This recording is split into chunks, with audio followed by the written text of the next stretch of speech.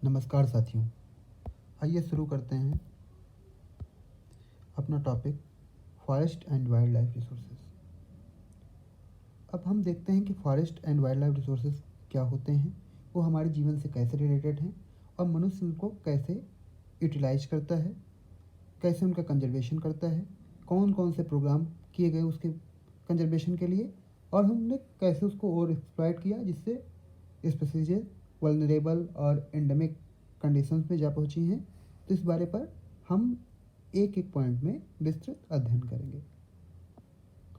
अब देखिए फ्लोरा और फना, पहला टॉपिक क्या है? Flora and Fanaa.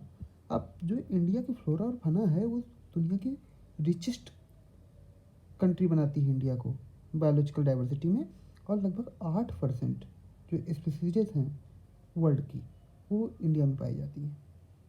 इंडिया एक डाइवर्स फ्लोरा और फना है और इंटीग्रेटेड करती है हमारी लाइफ को।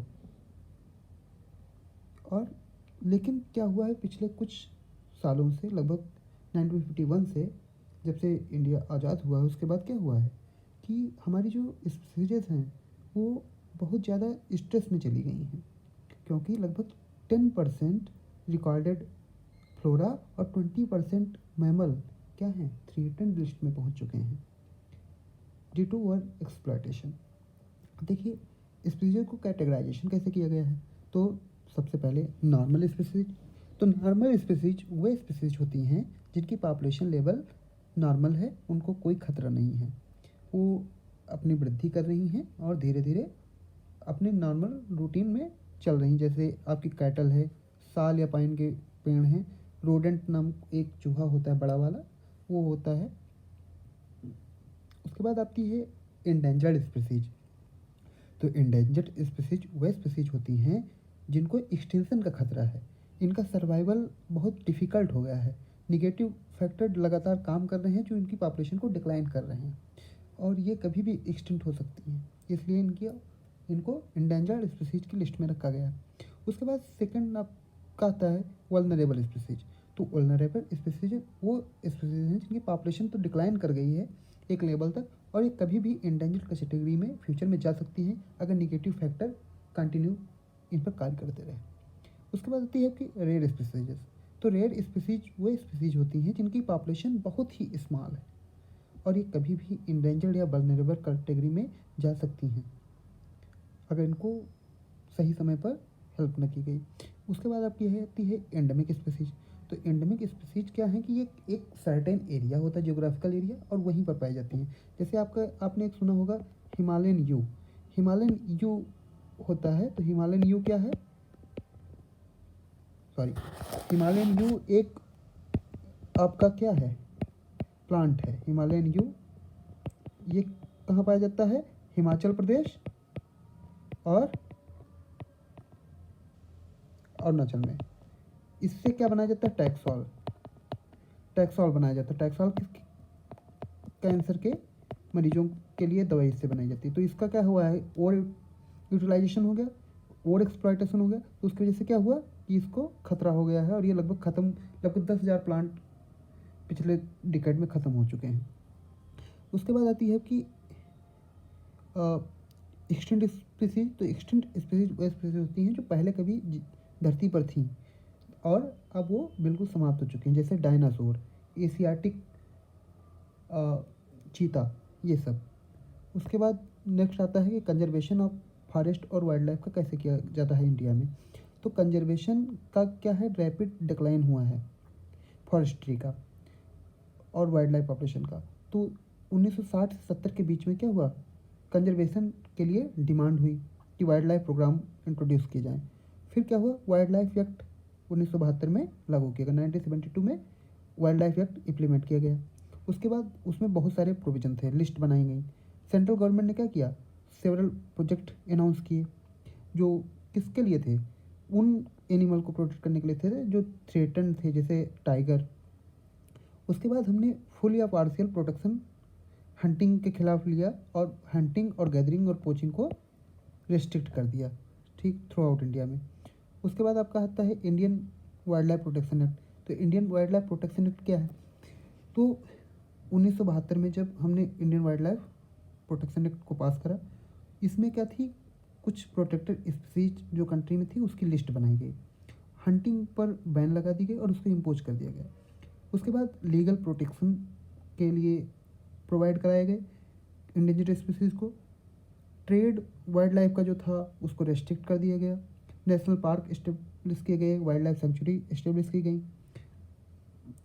कुछ प्रोजेक्ट लॉन्च किए गए जैसे प्रोजेक्ट टाइगर, प्रोजेक्ट एलिफेंट। और उसके बाद प्रोजेक्ट टाइगर ये एक नया नियम लागू किया गया, वो 1973 में प्रोजेक्ट टाइगर स्टार्ट किया गया। उसके बाद क्या था कि टाइगर पॉपुलेशन क्या थी, dwindle हुई और लगभग 1800 थी, जो 55,000 थी आपकी 20वीं सेंचुरी में, उसको क्या हो गई 1800 पे आ गई थी।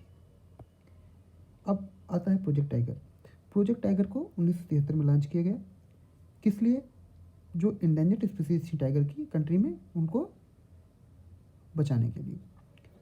टाइगर को मेजर थ्रेट क्या था, जो उनकी पोचिंग और उनको ट्रेड किया जाता था, उनकी स्किन को पोच किया जाता था और उनको ट्रेड किया जाता था। उनके बोन से बहुत सारी ट्रेडिशनल मेडिसिन बनाई जाती थी एशियन कंट्री में।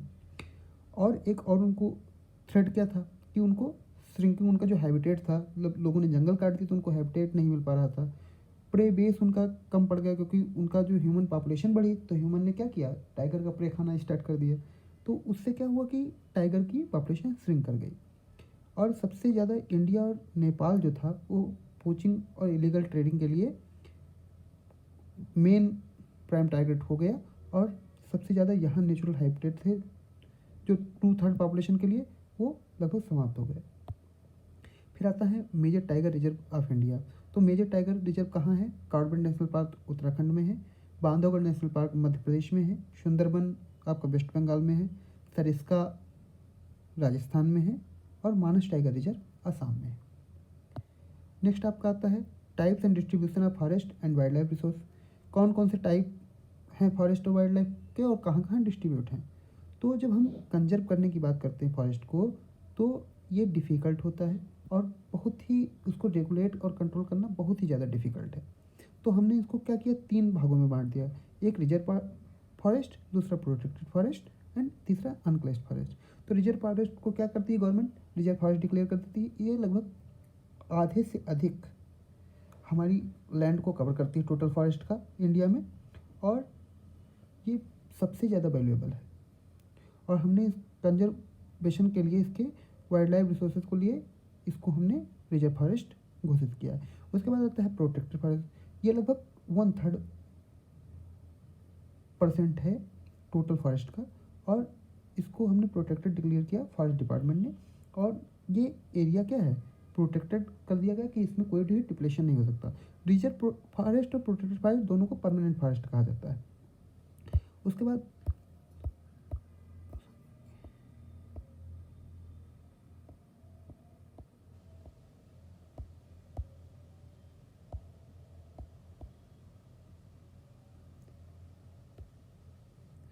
बाद आता है आपका अनक्लेस्ड फॉरेस्ट।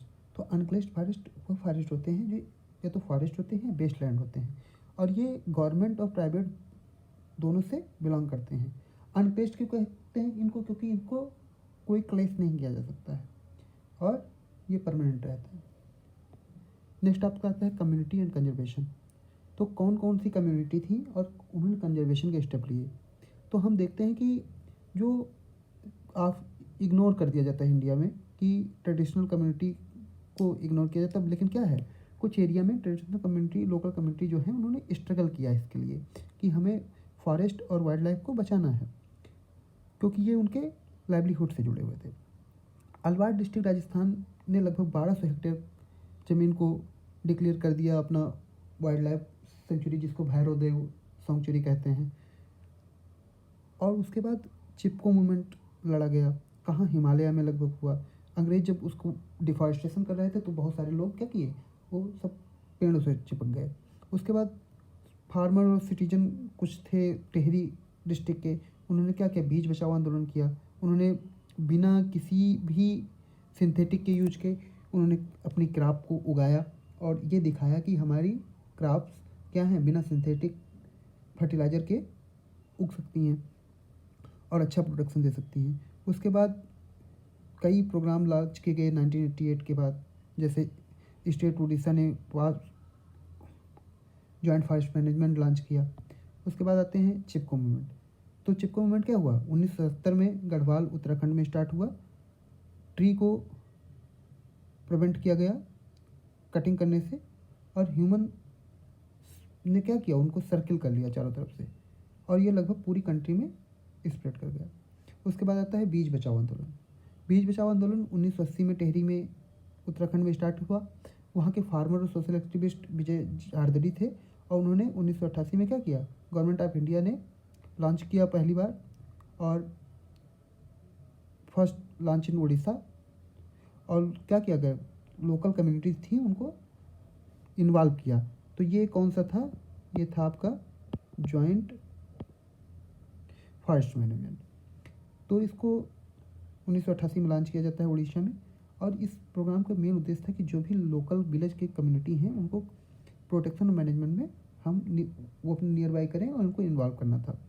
लगभग पहली स्टेट ऐसी थी उड़ीसा जो जिसने प्रोग्राम डिक्लेयर किया, और कमेटी बनाई गई, डेवलपमेंट सोसाइटी बनाई गई, एग्जीक्यूटिव कमेटी बनाई गई इनके डे टू डे अफेयर को मैनेज करने के लिए।